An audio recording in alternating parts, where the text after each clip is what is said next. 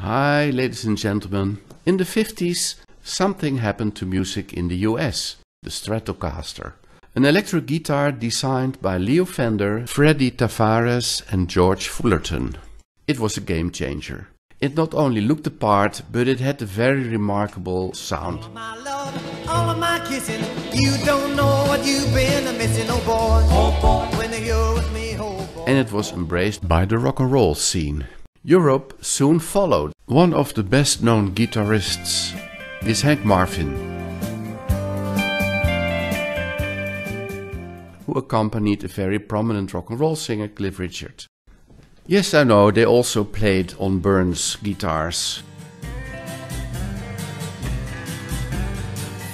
This is the one I'm going to build. Beside me, nice and near. Then you whisper all the things I love. A lot has been written about his sound, but basically it's a single coil Stratocaster with some thicker strings. He played over a Vox amplifier and he used a lo-fi multiple delay.